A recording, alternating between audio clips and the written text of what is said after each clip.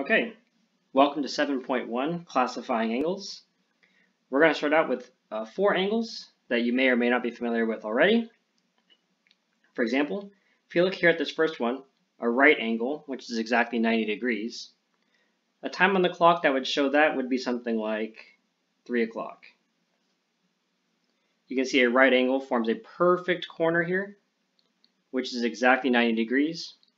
And when we talk about angles, we're not talking about those two lines that I just drew. We're talking about the space here sort of in between those two lines.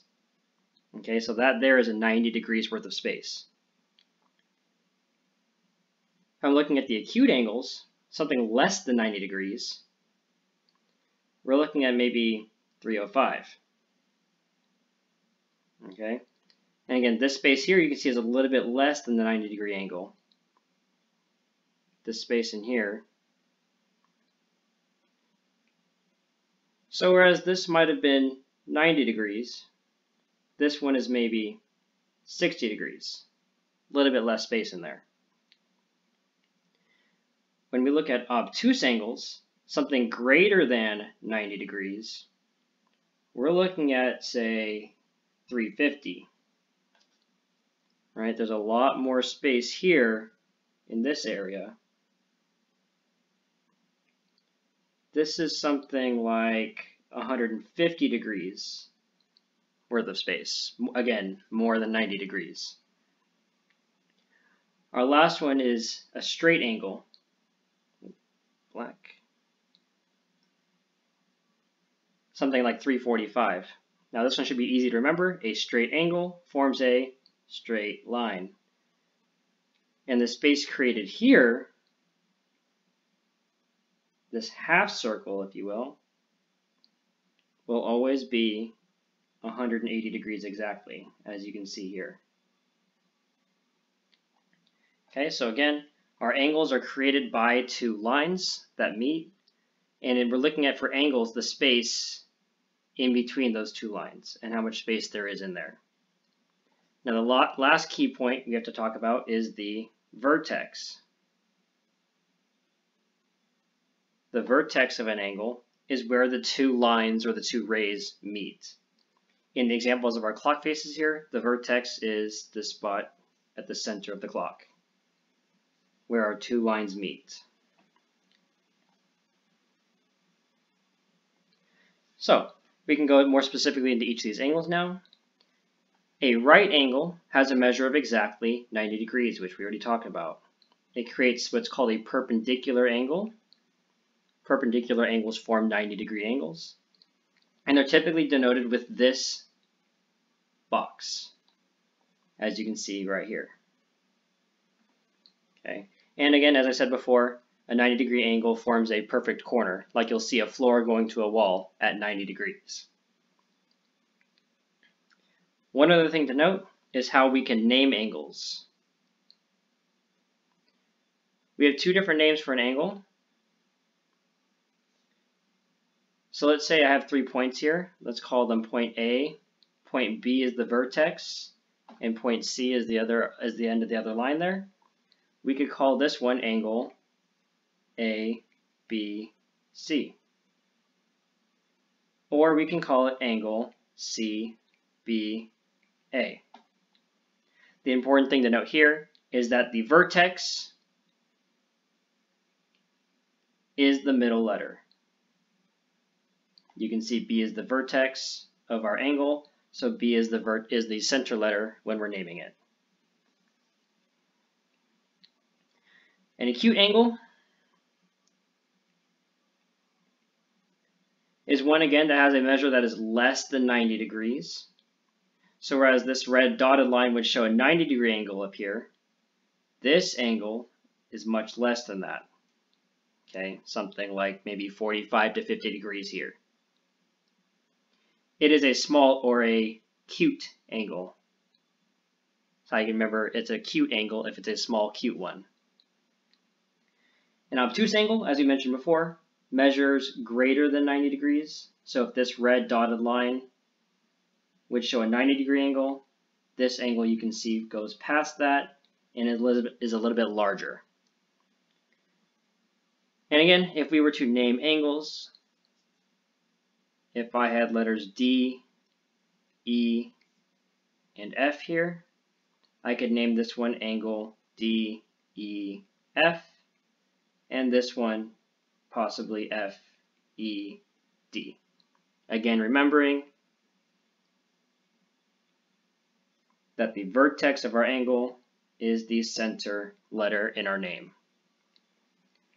Another example over here, if this one was G, H, and I could name this one angle GHI or angle IHG.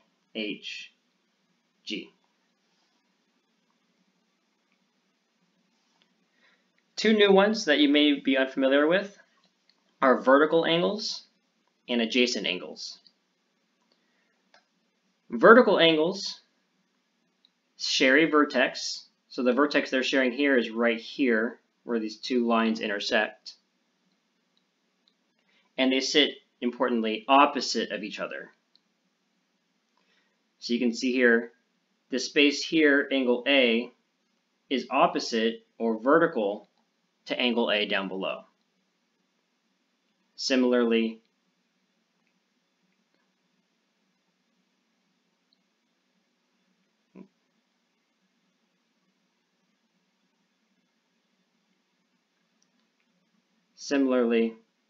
angle B here on the left is vertical to angle B here on the right because they sit opposite each other across and intersecting lines there. Okay, and the other important point is that vertical angles are congruent or equal to each other. Okay, which means that if angle B here measured, let's say, 100 degrees, right, in this space here, let's say that this space here was 100 degrees, then that means, because they're vertical, this angle across the way would also be at the exact same measure of 100 degrees. Okay. If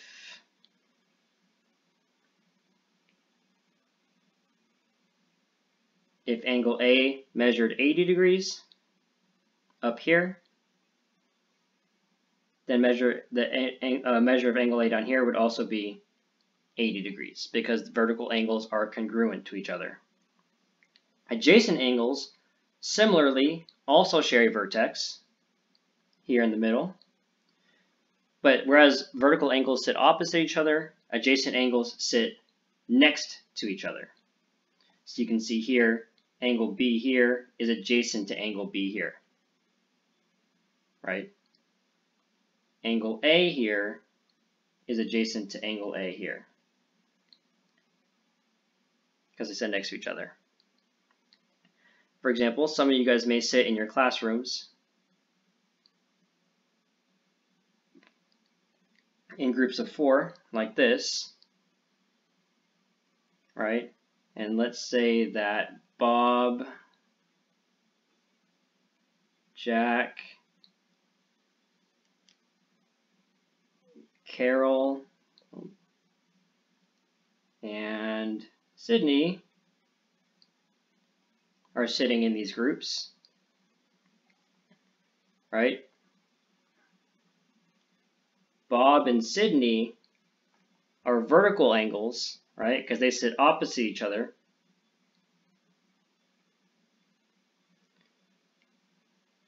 But Jack and Bob are adjacent because they sit next to each other. Okay, take this time now to answer these 2 questions down here. All right, what are the similarities and differences between vertical and adjacent angles? And can adjacent angles over here also be equal, much like vertical angles are equal?